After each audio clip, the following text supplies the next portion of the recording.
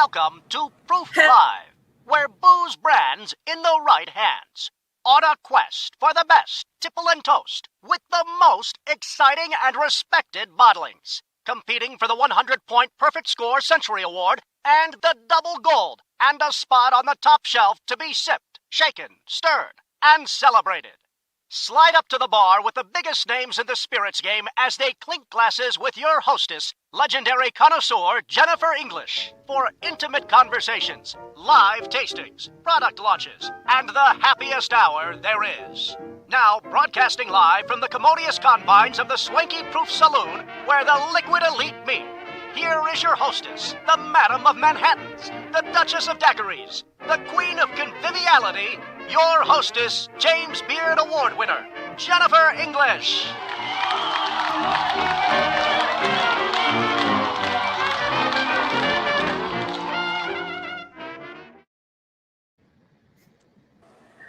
Well, hello everybody, and welcome to Proof Live. I have to say, I'm a bit aflutter today because we have a genuine gentleman come a-calling with one of the most brilliant things we've tasted in a very, very long time. Of course, that's what the Proof Awards are all about, finding the best of the best and adding them to our top shelf. Today, we are extremely excited, privileged, honored, and I have to say, just a little bit fangirl over who we have in the studios of the commodious confines of the Proof Saloon with us today, the one and only founder, and I want to give him even more credit than this, but we will talk about that in just a minute. The one and only Paul Feig joins us from Artingstall's, an originally brilliant London dry gin, and he joins us from his commodious confines in his pure sartorial splendor. We are thrilled to welcome you. How are you? Jennifer, I'm great. Now that I'm talking to you, I'm very, very great. Thank you. And it's such an honor to meet you and to be on this show. And I just think what you guys do for the spirits world is amazing. Being a big fan of spirits as I am. So let's talk a little bit about that, because the world of spirits, especially today, is a very sophisticated, diffuse expression of many iterations of things. There's lots of new versions of new things. And in so doing, we might have forgotten what the essentials, the classics, are all about. You're a gentleman and an artist who brings together that sense of modernity and art to the classics and essentials. Would you talk a little bit about how you approach everything you do in life, including spirits? Yeah, thank you. I mean, it's a wonderful question, and I appreciate it. I long for a world that is as nice as it can be, and that cares about all of the aesthetics within it. And obviously, I never want that to be excluding anybody because somebody makes more money than somebody else. I don't think it's that at all. I'm known for wearing, suit and tie and always dressing this way. And, I was trying to encourage men, especially, to do this. And you'll hear, oh, I can't afford it. I can't afford it. So it becomes this sort of like, rich versus poor thing. It's like, no, that's not it. Like, you can go to Banana Republic and get yourself a suit for $200 and get it, go to the dry cleaner. They'll tailor it to you well enough. And then you've got this great thing. You can wear it all the time if you want. So it's not that. And I'm always trying to figure out just how can we making things nice and adding a little class into something fun, so it's not a punishment to have to do it. And it's not pretentious to do it, but it's just basically saying, like, look, the world can be a much more aesthetically pleasing place, and we can all conduct ourselves in ways that are fun and not stodgy by any means. I mean, I live one of the most fun lives because I've got fun friends and we just laugh all the time. I do comedy. I mean, that's what I do. But it doesn't have to mean that I'm, wearing sweatpants and a t-shirt and we're drinking out of red Solo cups and we're trying so hard to be down to earth that we lose the idea of that some things need to be nice, and there are times when things should be nice. And as far as I'm concerned, things should try to be as nice as they can all the time, because otherwise it just becomes a very lazy world that is not particularly aspirational to, to all of us who should be kind of striving to be our best. When I was preparing for our conversation in our sip today, I was struck by the words fine and refinement and funny and free. I tend to like alliterative things. I like that. And the fact is that in the practicing of the human being arts, those things don't cost money. Yeah, very much so. And but they've taken on this thing. I blame my generation because, I'm just turned 58, so I'm an older man. But growing up when I did, that was right around that dividing line between sort of the 50s and before that, where it was very patriarchal and everything was, very kind of buttoned up and all that, basically. I'm overstating. And then we get into the 60s, and that's when everything kind of broke and people freed up, and it was great. But what happened was my generation of guys, especially, went, guys in suits and ties, they're a drag. They're trying to control me. I don't want to have to do that every day, blah, blah, blah. I'm going to be free. I'm going to break out of that. That's fine. That's good, because I think mentally it was good to kind of break out of that very patriarchal sort of, stranglehold that older white men had over the world. But then what happened was it got translated into the trappings of all that. So it became about, I'm not going to dress like that. I'm going to dress like a teenager, and I'm going to do this. And so you get guys my age now in their 50s who are still walking around in cargo shorts and ratty T-shirts and baseball hats, which is fine if you're comfortable. But then I'm talking about, like, you go out for a nice evening at a nice restaurant, and there they are in that, or they've got the one nice polo shirt. God bless them. But it's like, you're not proving a point anymore. Like, am I supposed to believe you're a teenager? Is that my takeaway?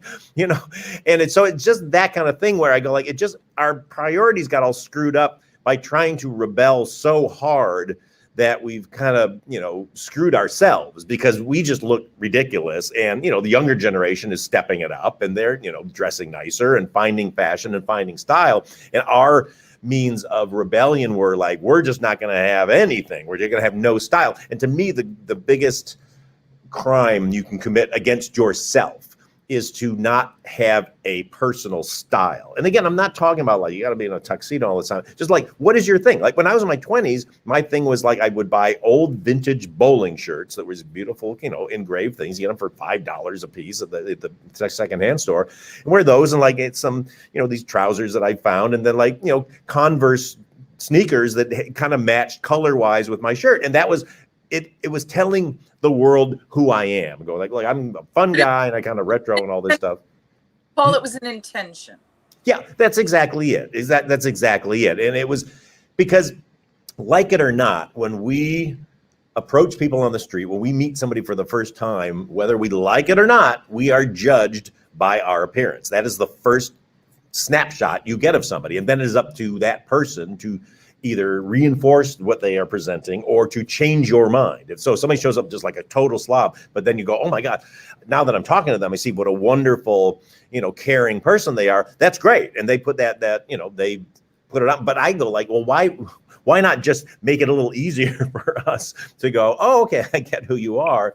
Again, it's my superficial view of the world, but I kind of stick by it. Well, I'm also going to point out that you generously include a pocket square, which I wish I had a bespoke Seville Rose suit to tuck into. But that's the Mr. Jennifer Man Pants for Girls show that we're not doing today. There you go. I got mine too. I'm wearing mine too. I love it. Tell us about the name and where it comes from. Yeah, it was my mom's maiden name. My mom's name was Artingstall before she got married, and my mom's side of the family is British. And I wanted to make a London Dry. That's my favorite kind of gin, is a good London Dry. And so I just thought, I want this to feel like there's so many new gins. I was kind of like, let's make a gin that people might actually think has been around for a long time and they didn't realize it. So I just thought Artingstall's, I tested it just by, everybody assumed I was going to call it by my name, Feigs, which I was like, that's the worst name ever for anything, because first of all, nobody can ever pronounce my name. And secondly, it just doesn't look good on a bottle. And just going, can I have a Feigs, Feig, whatever it is. And so I did this kind of rehearsal of like Artingstall. Oh, can I have an Artingstall's martini? I was like, oh, that kind of rolls off nice, but it's still a word that you still have to kind of go like, wait, what is that? But I kind of like that too. So you kind of have to have the hurdle of like, what is that? And then you go, oh, okay. Then you hopefully will never forget it. But so but that's the word intention happening, and now we've got the word attention. You have to pay attention. Exactly. So rarely do I get materials sent to me that are as compelling as the materials that you sent, along with this kit of your beautiful product. Really, not a corner, not a detail has been overlooked. But the most important thing I wanted to share with people today, I wanted, if you'd permit me, yes, I'd like to read from this.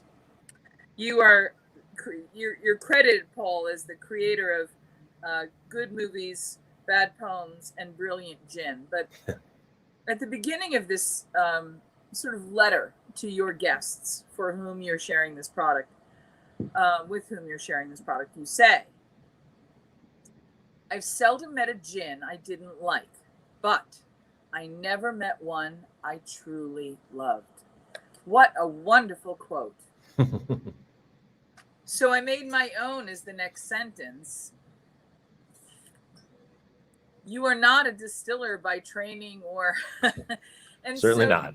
About the story before we run out of time, because we've got to do some tasting and sniffing and get to the product. And I know that we had the product shot up. I've got some here with us. So I made my own.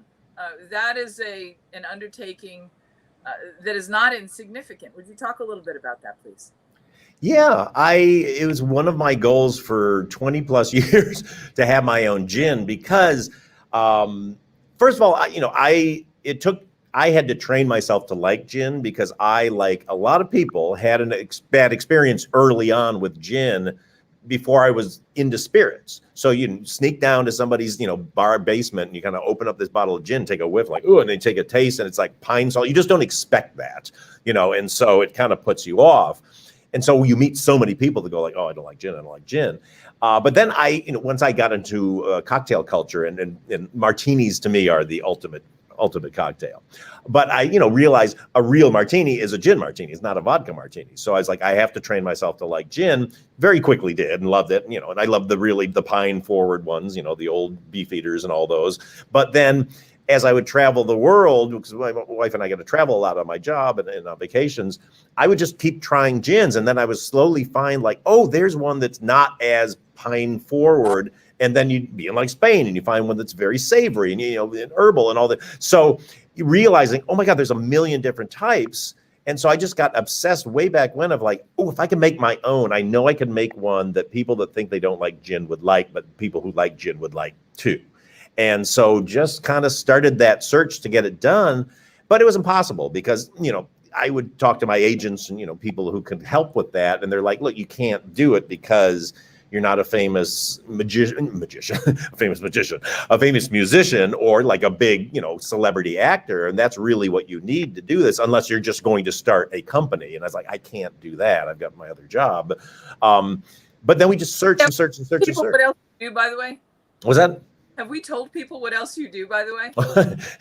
No, I work in a bookstore. No, I actually make movies and TV shows. Yeah, I'm a director. I directed Bridesmaids and The Heat and Spy and Ghostbusters and created Freaks and Geeks. So yeah, so I'm a showbiz guy, and comedy is my bread and butter. That's what I love. But we looked and looked and finally found Minhas Distillery, which is also a big brewery too. They, giant brewer of beer, and they also make spirits for like, Trader Joe's and that kind of thing. But they hadn't done a premium spirit. They were just thinking about doing one when we contacted them, and they liked the lifestyle that I represented, and we were very much in sync on how we wanted to do it. And so we partnered on this, and it's just been the most wonderful partnership. They are just wonderful people that run that company, and it's family run too, which I love.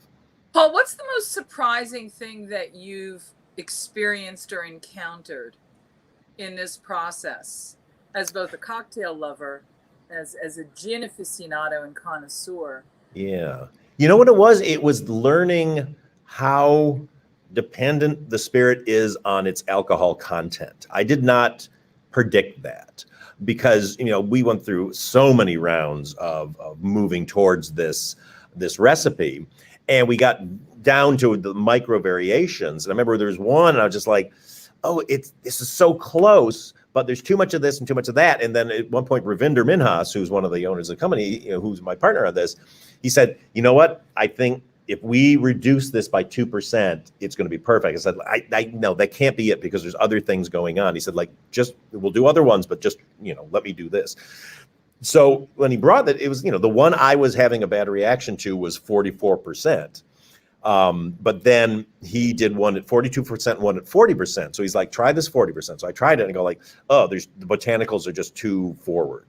And so he goes, okay, good. Now try the one that I was telling you it will work. And I tried this 42% and it was perfect because they were the alcohol and the botanicals were just right in perfect balance where, it's like a sound mix where like if one sounds a little hotter, it just blows everything out. So that was the thing. It was like, wow, I didn't realize how incremental that is. The word I love for that is one of my favorite words in all of food and sip, which is irresistible. Yes. Hear, hear. Before we run out of time, because you're absolutely charming and fascinating, and I'm so thrilled that you're here. Thank you. And I couldn't agree with you more on every single thing that you've said. And while we go to this sip in a neat glass, which is what all of the spirits which are judged in the Proof Awards and will be judged in the Proof Awards this year are experienced in the neat glass, is designed specifically to allow the aromatics and all the character of any particular spirit to be highlighted. This, if you want to, in show business terms, this is center stage with a great spot. So we've got this. What should a great London dry gin taste like? It should be very dry, first of all. It should, I feel, not be too forward on any single botanical.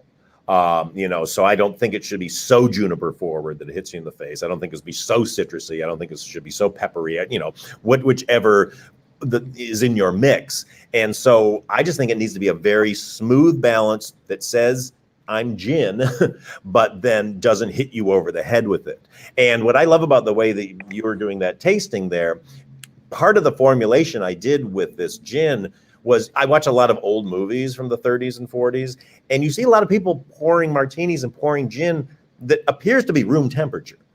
And so I remember thinking like, well, I like the idea of that because you never would think in a million years to have gin at room temperature. So I was like, I want to make part of this formulation that this can actually be good if you were to sip it neat at room temperature. And so that, I still say that's the best way to first experience Artingstalls, because then you really get to taste it all.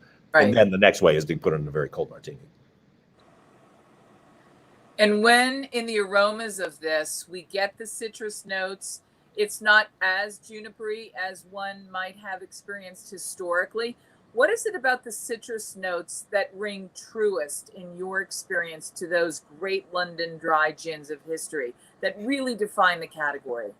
I think it brightens it up a bit. It makes it not heavy. It makes it not feel like there's a blanket over the top of it, for lack of a better term. And I like that. I mean, I'm biased. I like a martini with a twist. I'm not an olive guy. I always feel the olives kind of drag the taste down. But at the same time, in formulating this, I said this has to be able to work with olives, and it has to be able to work in a dirty martini. So we were trying, doing that also, as well as Negronis and all that. So it needed to stand up to a lot of things while not getting in the way.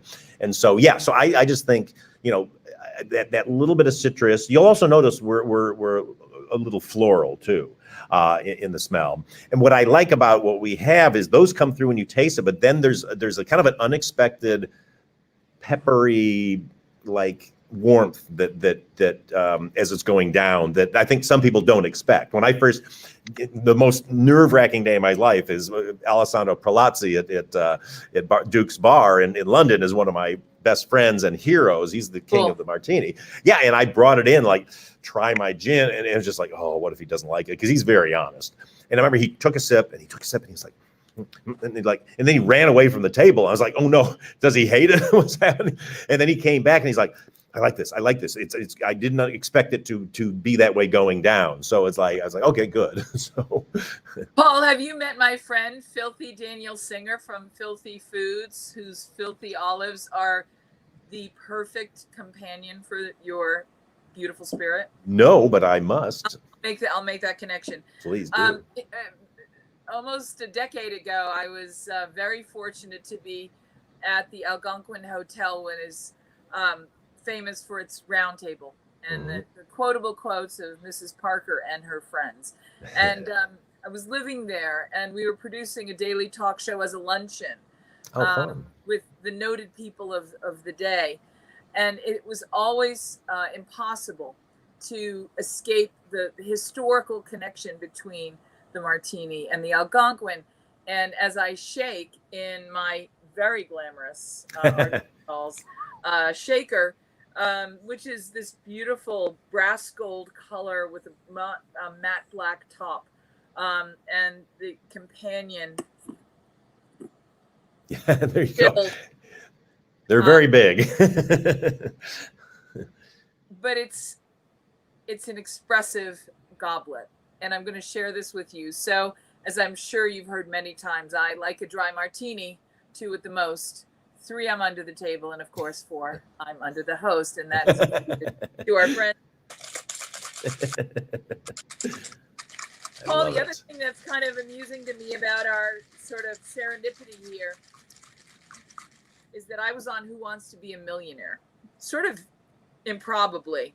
It was kind of a gag. It started out as a bit on my nationally syndicated talk radio show. They came to town to do a test and a contestant search for the new Meredith Vieira version of Who Wants to Be a Millionaire. And I thought, well, I'll go down and I'll talk to people in line and see what it's like. And I went through the entire experience. And I didn't think I'd done particularly well, but I grew up in a trivia family, so I did well enough to get a call. And I ended up on the first day of Meredith Vieira's hosting of Who Wants to Be a Millionaire. And I was in the hot seat for 2 days with my James Beard medal as my lucky charm in my pocket. And before I went out the second day, I looked up and silently said to God, please, just give me a question I know something about, like a food or a cocktail question. And the first question that came in the hot seat that day was a martini made with a pearl onion instead of an olive is called what? And I said, well, it's not. Nice. Oh man, the gods were on your side that day. And I should have had more faith. Now, Paul, I want to have you talk to me about what temperature does and why ice is the friend of this spirit. Yeah, again, like I said, I did formulate it so it could stand up to being room temperature. But what to me, the biggest sin in the world is a lukewarm martini. And I've had so many friendly talks with bartenders who will bring me one. It's like, guys, you got to put this back in. It's just not cold enough. It's like, look, iced coffee is great, and a cup of hot coffee is great. But a cup of coffee that's been sitting out for 15 minutes isn't so great. And that's what it is with gin. You have to be at these extremes.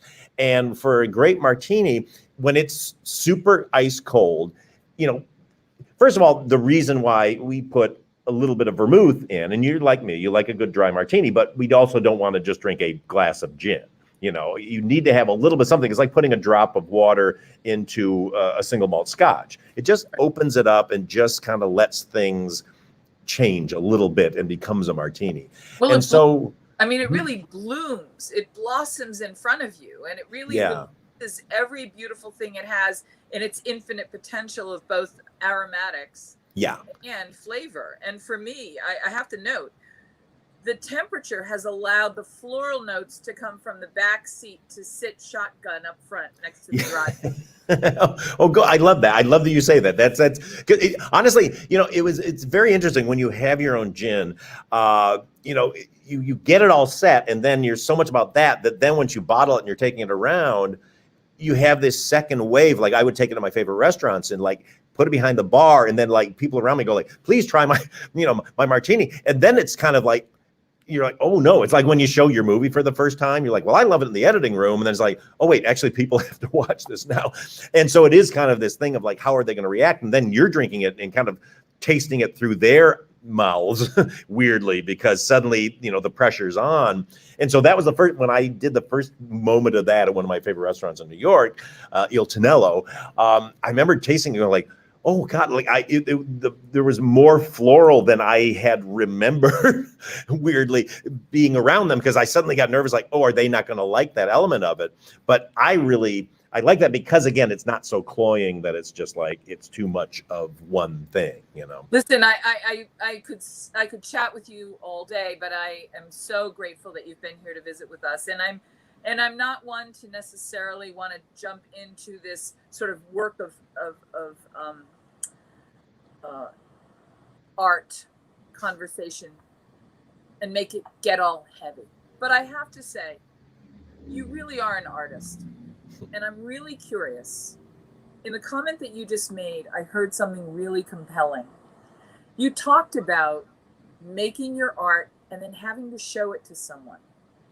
Whether it's Bridesmaids or 30 Rock or any of the projects that you've done, is there any difference in the starting creative impulse that you have and intention that you have to make the art that you're about to make? Is it any different between a blockbuster movie and a sensational, brilliant London dry gin? Are they the same? Yeah, they are, because everything I do and those two things that you talk about are all in service of pleasing people. That's the only reason they exist. You don't make, we're not making medicine. We're not in the old days when this was a medicinal. Like this, you want people to get joy out of it. And so, was that? You say that now. Yeah, I know. Yeah, exactly. Trust me, I've been using this as medicinal for a while. No, it's really, we have to. We're not making it for ourselves. But that's the thing. When you start out making something for yourself, because you go, I have to like this. I can't do this unless I like this. But then where a lot of things fall down creatively, no matter what it is when you then don't go, okay, now I like this. Now I need to make sure other people like this, and not be, oh, well, they don't like it, then they have bad taste because I know what I'm talking about. And I've seen filmmakers do that. I've seen people that make spirits do that. I've seen people make food. I've seen chefs that do that, and it's like, you're not an island. You are in service of that audience. And so you better make sure that this is popular. This can be popular with everybody and can please everybody. Because if not, then you're just sitting around with 1,000 cases of a gin that nobody likes but you, and you're in your garage. One of the highest compliments I can pay you is that you transported me through the experience of discovering Artingstalls to my inner Rosalind Russell. Oh. My inner Auntie Mame. And when they say that gin was mother's milk to her, I could imagine that what they were describing was Artingstalls.